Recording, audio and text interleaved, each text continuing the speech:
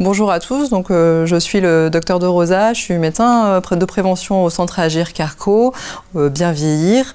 Nous venons cette semaine vous parler de prévention et notamment de lien social. Le lien social, pourquoi? Car désormais, il est reconnu scientifiquement que le lien social est un facteur protecteur sur différents domaines, à la fois sur le stress, puisqu'on a découvert que les personnes ayant un lien social de qualité avaient un stress qui était diminué au niveau de leur organisme et ainsi peuvent diminuer leur risque de certaines pathologies, comme par exemple l'hypertension, les problèmes cognitifs, et donc on retrouve moins de dépression, moins de pathologies cardiovasculaires, mais aussi beaucoup moins d'isolement chez les gens ayant une richesse dans le lien social. C'est pourquoi, au sein des ateliers et du centre de prévention Bien Vieillir, nous avons décidé de mettre en place des programmes qui intègrent le lien social. À partir de 50 ans, on accueille les bénéficiaires pour faire un bilan à la fois de santé, un bilan psychologique, et nous mettons en place ensuite un bilan personnalisé avec des propositions d'ateliers qui vous correspondent. Au sein de ces ateliers, il nous tient à cœur de garder une convivialité, d'éviter l'isolement des gens et donc de faire ces ateliers par petits groupes. On va faire un petit jeu si vous voulez bien, un petit jeu qui facilite la connaissance de soi. Et la connaissance de soi, c'est bien pour le lien social parce que quand on sait comment on réagit, ce qui nous stresse exactement, comment on fonctionne et comment fonctionnent les autres aussi. Ce jeu-là peut aider aussi à comprendre comment fonctionnent les autres et donc avoir des interactions de meilleure qualité.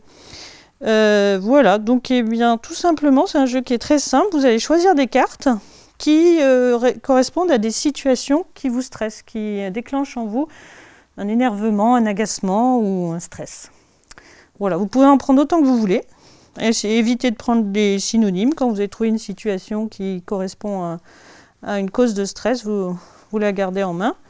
Voilà, vous pouvez en prendre entre 6 et 10. 6 et 10 cartes, oui, voilà. Allez-y. Moi, je vais jouer aussi pour voir si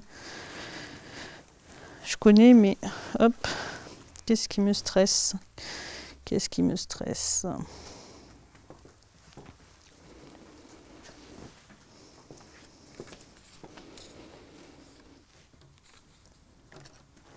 Il y a des choses qui me dérangent sans être stressantes. Bah, qui vous offusquent, qui vous agacent.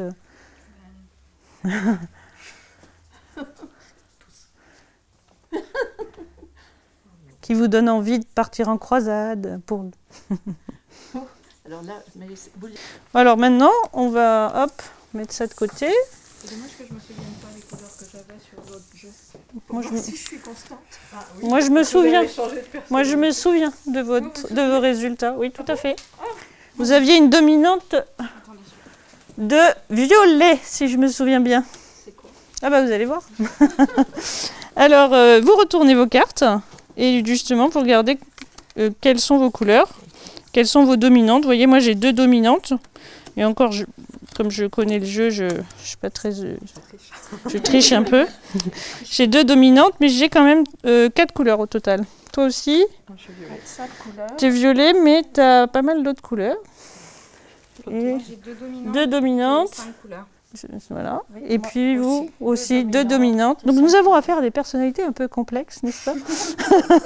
Il y a des personnes qui restent vraiment sur 1 ou 2 dominantes, donc elles sont faciles à comprendre, faciles à gérer, on sait ce qui les stresse et pas, donc on peut faire attention à elles. Mais des personnalités comme ça, un peu plus imprévisibles, c'est un peu plus compliqué.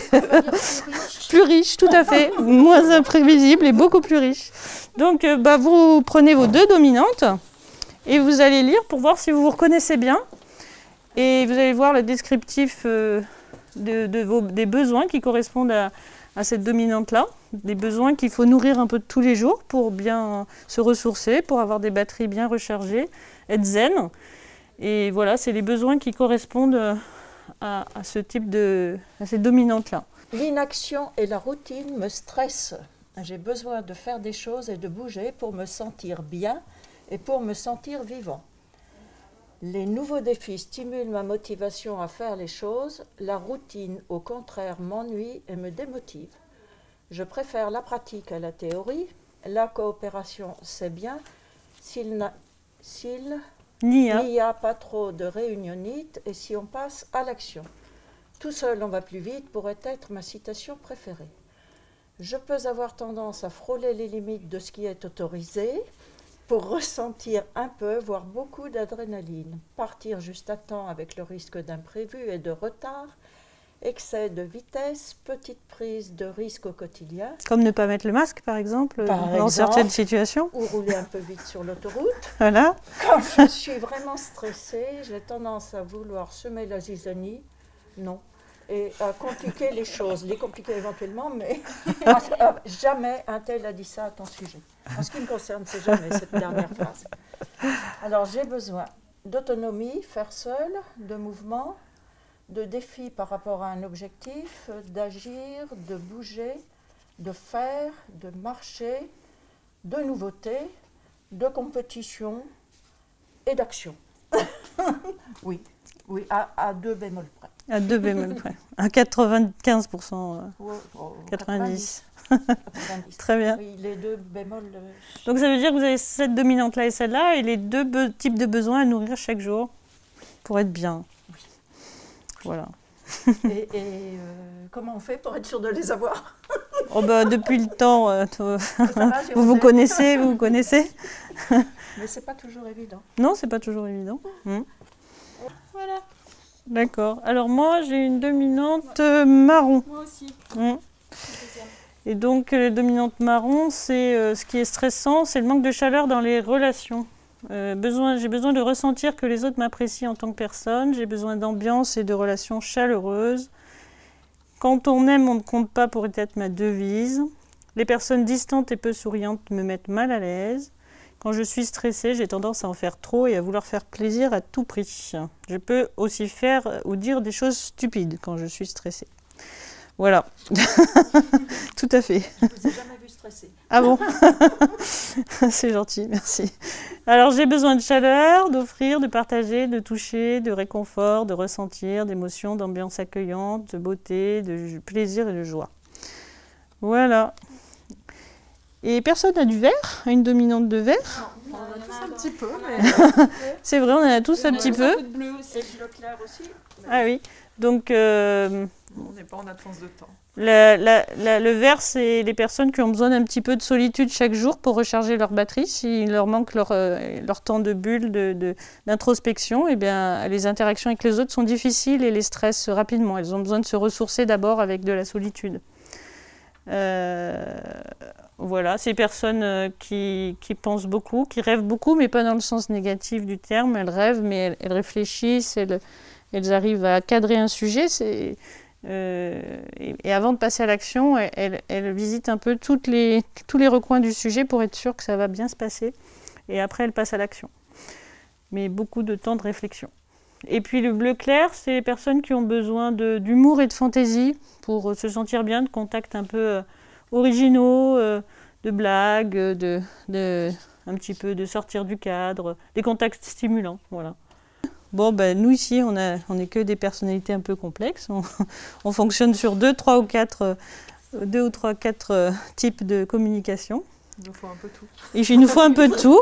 Donc c'est vrai que pour trouver l'équilibre, peut-être gérer son stress, c'est peut-être un peu plus compliqué que pour d'autres qui n'ont qu'une seule dominante. Parce que des fois, il y a des tendances qui sont opposées. Par exemple, si on a besoin de solitude et en même temps on a besoin de contacts multiples et originaux, c'est peut-être compliqué dans une même journée de réussir à nourrir les 2 types de besoins. D'un moment à un autre, on peut croire qu'ils sont...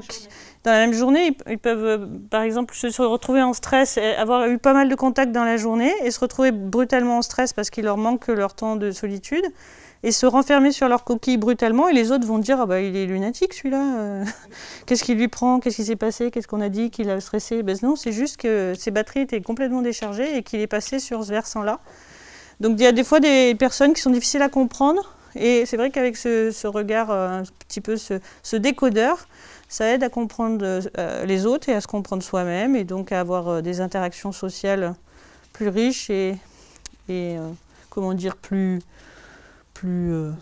plus sereine et peut-être plus satisfaisante.